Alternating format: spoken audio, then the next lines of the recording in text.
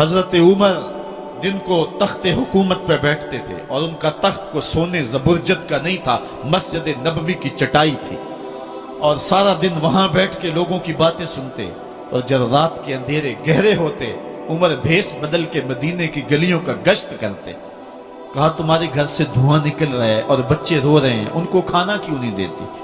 कहने लगी उमर की जान को रो रही। उमर के पांव तले से जमीन निकल गई। कहा क्या हुआ? कहा 3 दिन से हमारे यहाँ खाने के लिए कुछ नहीं है, रोजाना बच्चे रोते हैं और मैं हंडिया के अंदर पत्थर डाल करके नीचे से आग डालती रहती हूँ कि बच्चे इंतजार कर करके सो जाएंगे, कम वक्त सो भी नहीं रहे और वो पत्थर पकेंगे भी क्या, और मैं उमर की जान को रो रही हूँ। हजरत उमर का कलेजा दहलने लगा। फौरन पलटे, वापस बैतुल माल में आए, घी का एक कनस्तर लिया, आटे की बोरी ली, मिर्च मसाला जात बहुत कुछ उठाया, अपने कंधे पे रखा, बोरी अपनी कमर पे लादी। उमर बैतुल माल से निकले तो आपके खादम असलम ने देख लिया, आगे बढ़ा, कहा मेरे आका मैं उठाता हूं। उमर की आंखों में आंसू है। कहा असलम कयामत के दिन मेरा बोझ उठा लोगे? कहा कयामत के दिन तो अपना अपना बोझ उठाना पड़ेगा। कहा उमर को आज अपना ही उठाने दो। हजरत उमर वो घी का कनस्तर और वो आटे की बोरी सर पे उठाए हैं और उस खातून के घर जाते हैं और दस्तक देते हैं। वो जब देखती है उसकी जान में जान आ जाती है। कहा जल्दी जल्दी आटा गूंदो, और उमर सब्जी काटने लग जाते हैं। हजरत उमर रज़ी अल्लाह ताला अन्हो सब्जी तैयार कर देते, उधर आटा गूंद जाता है और फिर ऊपर चूल्हा रखा जाता है, चूल्हे के अंदर आग रखी जाती है, वो खाना पकाने लगती है, आग बुझती है। तारीख ने लिखा है आग बुझने लगती है, उमर झुक करके फूंके मारता है। उमर झुक झुक के फूंके मारता है।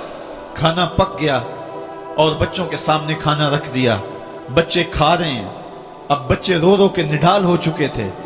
हजरत उमर अपने हाथों को और अपने घुटनों को और अपने पांव को जमीन पे लगा के, जिस तरह बकरी का बच्चा चलता है वेड़े के अंदर, कभी इधर चलते हैं कभी इधर चलते हैं, ताकि बच्चे मुझे देख के खुश हों और दिल में कहते उमर जितना रुलाया है अब इतना हंसाना भी पड़ेगा। तो कभी उमर अमीरुल मोमिनीन, ये मैं किसी आज के जो है वो लोगों के वोटों पे मुंतखब होने वाले हुक्मरान की कहानी नहीं सुना रहा, मैं उस उमर की कहानी सुना रहा हूं जो 23 लाख मुरब्बा मील का हुक्मरान है, आधी दुनिया का बादशाह है। हजरत उमर जो है जिस तरह बकरी का बच्चा चलता है, इस तरह अपने हाथ और अपने घुटने जमीन पे टेक करके जो है वो इस तरह चलते हैं। बच्चे उमर को देख के मुस्कुराते हैं। जब बच्चे मुस्कुराने लगे तो हजरत उमर ने उस खातून से कहा बुढ़िया उमर को माफ कर दे। उसने कहा तू इतनी हमदर्दी क्यों करता है?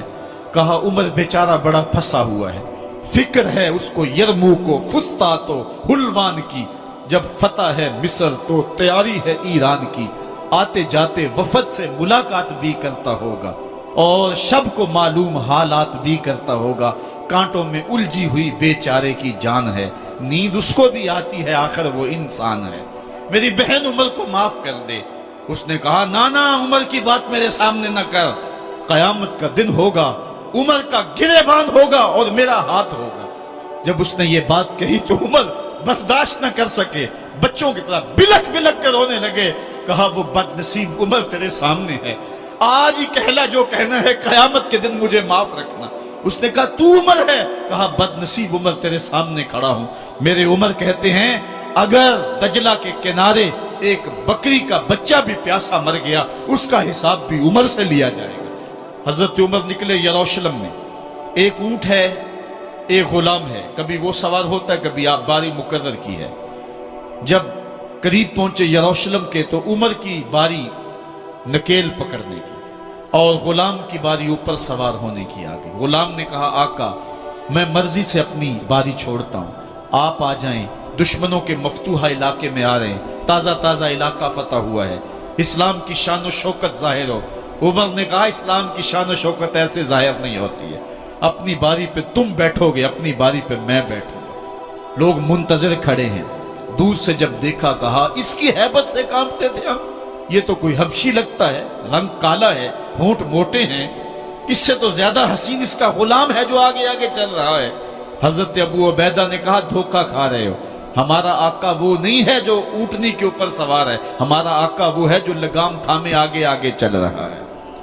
حضرت عمر رضی اللہ تعالیٰ عنہ کو آگے بڑھ کے جابیہ کے مقام پہ حضرت ابو عبیدہ بن جراح نے استقبال کیا، تو حضرت عمر آگے بڑھے اور انہوں نے آگے بڑھ کر کے حضرت ابو عبیدہ کے دونوں کندھوں پہ ہاتھ رکھا، اور سنو حضرت عمر نے کیا کہا، کہا لا الہ الا اللہ انا کنا اذل قوم فاعزنا اللہ بالاسلام۔ کہا کہ لا الہ الا اللہ، اے ابو عبیدہ بن جراح، ہم ایک ذلیل قوم تھے اور اللہ نے ہمیں اسلام کی وجہ سے عزت عطا کی ہے۔ اور میں تمہیں ایک تاریخ ساز بات کہنے لگا ہوں، اور وہ یہ ہے کہ جب تک ہم اس عزت والے اسلام کے دامن کو تھامے رہیں گے ہماری عزت قائم رہے گی، اور جب اسلام کے علاوہ کسی اور جگہ سے عزت ڈھونڈیں گے تو رسوا کر کے رکھ دیے جائیں گے۔ یہ ہے وہ خلاصہ جو حضرت عمر نے امتوں کے عروج و زوال کا بیان کیا ہے۔ اس امت کو جو خیرات ملی ہے تخت و تاج کی، وہ پینٹاگون سے نہیں ملی، وہ واشنگٹن سے نہیں ملی، وہ وائٹ ہاؤس سے نہیں ملی، وہ محمد عربی کے جوڑوں کا صدقہ ملی ہے۔ اس لیے جب ہم نے اسلام سے انحراف کیا، پاکستان حاصل کیا گیا تھا، پاکستان کا مطلب کیا؟ لا الہ الا اللہ۔ ہم نے اس نعرے کو چھوڑ دیا ہوا ہے، ہم نے انحراف کر دیا ہے۔ آج ہماری نظریں مغرب کی طرف لگی ہے کہ تخت و تاج اس سے نصیب ہوتے ہیں، اور دنیا کے اوپر ہم رسوا ہو کے رہ گئے۔ ہماری پستی، ہماری زبوحالی، ہماری ذلت کا سبب یہ ہے کہ جس جگہ سے ہمیں عزت ملی تھی ہم نے وہ مرکز ہی چھوڑ دیا ہے۔ اس مرکز حیات کو، اس مرکز زندگی کو، اس مرکز عزت کو ہم نے چھوڑ دیا ہے، اور دنیا کے اوپر ہم رسوا ہو رہے ہیں۔ انہی حضرت عمر کی کہانی ہے۔ وادی تہامہ سے گزر رہے تھے کہ بچوں کی طرح بلک بلک کے رونے لگے۔ کہا عمر جوان آدمی ہو اور بچوں کی طرح بلک کے رو رہے ہو؟ کہا تم نہیں جانتے، مجھے بچپن کی کہانی یاد آ گئی۔ کہا کیا کہانی ہے؟ کہا یہی عرض تہامہ تھی، میرے باپ خطاب نے مجھے 5 اونٹ دیے تھے، کہا انہیں لائن میں کھڑا کرو سیدھا۔ میں آگے والا سیدھا کرتا تھا، پیچھے والا ٹیڑھا ہو جاتا، پیچھے والا سیدھا کرتا، آگے والا ٹیڑھا ہو جاتا۔ میرے باپ خطاب نے مجھے بڑا مارا۔ کہا ایک عرب کے بیٹے ہو کہ تم سے 5 اونٹ لائن میں کھڑے نہیں ہوتے؟ کہا ایک زمانہ عمر پہ وہ تھا کہ اس سے 5 اونٹ لائن میں کھڑے نہیں ہوتے تھے، اور آج شرق سے لے کر غرب تک 23 لاکھ مربع میل کی حکمرانی، اور انسان بھی لائن میں کھڑے ہیں۔ یہ محمد عربی کے جوڑوں کا صدقہ نہیں ہے تو اور کیا ہے؟ عمر سے تو 5 اونٹ لائن میں کھڑے نہیں ہوتے تھے۔